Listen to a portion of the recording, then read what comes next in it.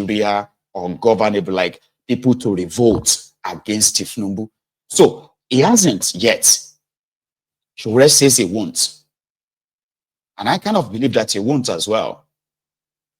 Yeah, I mean, like I said, if I partially agree with Sowore on that, right, it may not be like totally until it happens. So it hasn't. So to me, it's like, he won't do it. Others are like, no, it is too early to judge. But at the same time, you can actually judge based on what has already happened. But overall, to Sowore himself, as Obi, is, like Sowore put it, to transited to Labour Party, to, it was meant to rent it for some time, for a particular time, and then leave and all that. Fine. Sowore himself, who has been up and doing, like we have to give him the credit for most of his own advocacies, in which many of those the system has tried to silence, and some of them who have been like locked up. You know, we have seen Sowore stood up for them and even bled for some of them. But what is that missing link that a supposed former student union leader, and at the same time a former presidential candidate, and today the national chairman of his own political party, is unable to actually mobilize at least 10,000 people? Because Sowore is somebody who normally, right, is an activist. You get that now? So it's never really been part of the establishment per se, but he's been all over the place. The first time Sowore ran for the presidency of Nigeria, right, he received, you know, sort of like a massive support, especially from us in the diaspora. So there was a time we were discussing that here, like what then, you know, it was supposed to like build on that. So in 2019, I think he scored 24,000 or so votes overall. In shock, I was like, did they rig him too? Like, I mean, like, they allocated 24,000 or so to him, right? In 2023, it didn't improve. It actually declined. So when they allocated, I think, 14,000 or so to him. So that's part of the rigging, in my own opinion, right? I would expect somebody like himself, okay, to also kind of like be able to pull. Because how could they allocate 14,000 to you in an election, a national election, that is generally believed to have been rigged? Everyone was rigged. So let's assume that Obi is part of the establishment.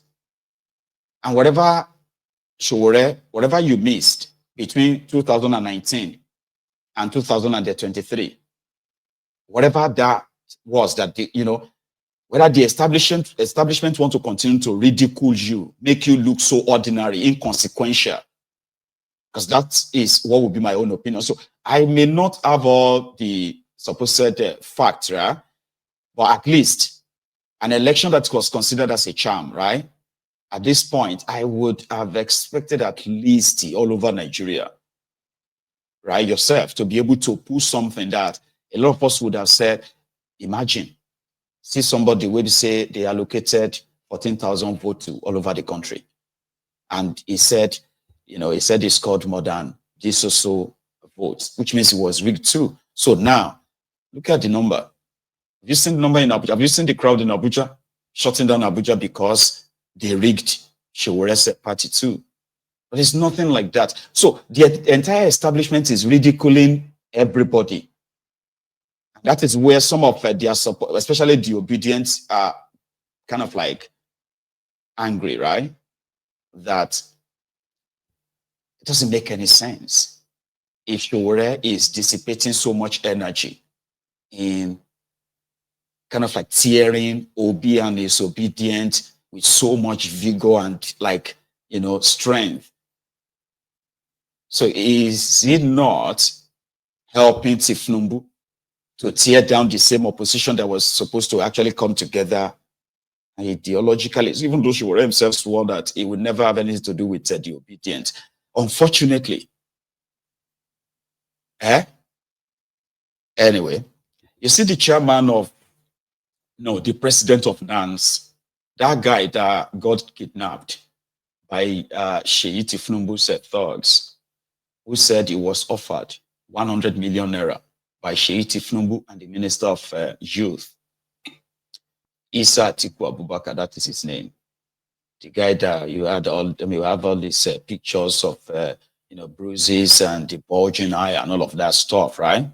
Then he came back to say, oh, yeah, it was misled, that it was somebody called Ladoja, who is now the NANS president, Sheyi Tinubu's faction, parading himself as the NANS president right now. So that's the guy he named as the person who was there when he was being tortured, right? And they took his pictures, naked pictures, all the bruises and all of that, to share it online, okay? So this guy came back and said, no, it wasn't Sheyi Tinubu, it was what they told him that he repeated. Not that he came out. The last time he came out was when he made that video and that revelation of his abduction. Since then, DSS, they have kidnapped him again. And he has been in their detention now for more than a week. This is supposed to be somebody that's the national body of Nigerian students elected as their leader. But the son of the president of Nigeria is interested in somebody else. And since he won't take bribe, right, they got him dealt with. Now, the state, the Dokwemu Stupid Service, DSS, the State Secret Service, they've kidnapped him. They have tortured him again. They took over his social media. They posted that apology to Sheyi Tinubu on social media. Those close to him said the same DSS, they have already taken his picture, posed with, where he was paraded with guns. Now, it's been over a week. They didn't release him. His family came out and said they should please let him go. No response. Yesterday, the same DSS, they have reported that they are going to charge him for illegal gun possession. So he's going to go down like an armed robber or a terrorist or something. Maybe not, you getting all of that, okay? It is in their effort to ensure that the guy just probably will disappear. Next time, don't ever mention Jagabandit's son. Ever. Because Sheyi is seen as like the vice president, unofficial vice president of that contraption. So Sowore continued, and he has a say on that. What happened? But in terms of opposition, I don't know why anybody calls Peter Obi opposition. Peter Obi is not opposed to anything that the government is doing. Peter Obi did not even organize his supporters to fight for his own election victory, he claimed. He did not fight when they increased fuel price. He has never done anything that opposition people do. Even these terrible people that are in government now, no matter what you say of them, they used to protest. Yeah. Buhari protested with his deputy. Yeah. And they tear gassed the man and he died after that. Tinubu, they organized several protests. Exactly, all the way they from... They were using Amechi them, people have forgotten. Nasiru used to go to DSS, they would arrest him, they would release him again, he would talk. So, you say you are opposition. Do what opposition? I was going to say. Do you know that Soludo tried to become a student union leader at Nsukka? He lost. Is that so? Yes. Wow, okay. I didn't know that. It took him how many years later to become a governor? Because the students didn't accept anybody who was not radical enough, who was not, well informed, exposed. Soludo go to? Was it? As Nsukka is in the University of Nigeria. So this Soludo solution he was using was his campaign Is that so? It's in Nsukka in those days. Interesting. So a number That of was these in the guys, 80s. yes, Sure. no, it is. They were together with, I think it was Chima Obani that defeated him. Okay. Oh, wow. As the secretary of the student union. So Interesting. in those days, so many of the guys who are now couldn't win NAS elections or student union elections because the student union elections were very democratic, they were transparent, and it was rigorous. But the question is, so how did NAS got to that state? When did that decline start? No, it was under the military. It was Babangida. No, it was under the military. You were the president. Yes, but it was under the during military. Abacha that they finally got NAS. And they just had been after all the pressure groups in the country. Right. They had come after the Nigerian Medical Association, the NBA, they disbanded the NLC, And rebranded it. I rebranded it, and they became a transport union instead of workers' union. They gave them buses. So NAS was the last one they couldn't break because we were there. But the moment we were leaving, they introduced cultism to start suppressing genuine student activism on campus. I was attacked by cultists on campus. I remember. A guy in that Ife, Obafemi Awolowo University had the most vibrant student union at our time, but we were competing. I was president of the University of Lagos Student Union when Ebuadeborowa, we call him Big Sam, SAN now, Yes. was president at Ife. Yes. And Mikey Guinea was president at Benin. So imagine the quality of students at that time and where we are today. Yeah. You will recognize who we were to have led students. So you cannot be a fool and lead students successfully in our time. Students would impeach. There used to be a student parliament. Of course. Just so that you know, Of course. it is the undergraduate student union leaders that are members of the NANS Senate. The NANS Senate is the parliament of NANS. Yeah. So how do you then go to a Senate of NANS made of undergraduate students and you are in front of your grandparents? That was I don't think you've shared this story nationally, and since it's very, it's in line with what we're talking about, the descent of NANS. What really happened to you? I know that you came to the US and you got some treatment. Can you tell us the story of what happened to you in that repression of Abacha, which is where you said the turning point for NANS descent? Yes. So what happened was that after June 12th election was annulled, the central opposition in the country was initially made up of politicians. But it is characteristic of them, they all sold out, or mostly. The ones that didn't That sell was out. before the formation of NADECO. Yes, it was also about the time NADECO was formed. NADECO was formed, I think, around 1994. Yeah. But we started the opposition against military rule, against Right military. after the annulment. Before the annulment. We did Babangida must go in 1992. Well, that's true. Yes. Even 89, when I was still in school, we did. Exactly. 89, there anti-surprise. was anti-surprise. So imagine those struggles. You can even go back to as far back as Ali must go. You know, Shegun Okeowo led this. These are genuine students and genuine struggles. In fact, it is part of Nigeria's history that the first set of people who started agitating against colonialism were students, the National Youth Movement. Yeah. So all this about Macaulay that you are hearing about, Obafemi Awolowo, Azikiwe, they were students abroad who came back. Yeah. Even in larger African anti-colonial movement, people like Nkrumah, they all came from As student movements. Yeah. And then they came to Nigeria, and then we got independence. And the student tradition of opposing oppression and fighting using socialism continued. Yeah. Yes, because most of the student leaders were Marxist socialist movements. So, and that was the basic ideology that was guiding the student movement. So, but during our own time, to go back to the 1993s or early 90s, when NADECO was formed, NADECO left. So we're the ones left on ground fighting the struggle. And they decided first to start distracting us with cultism. Because they would arrest us and students would fight back. And they were just so they introduced what was then known as informal repression.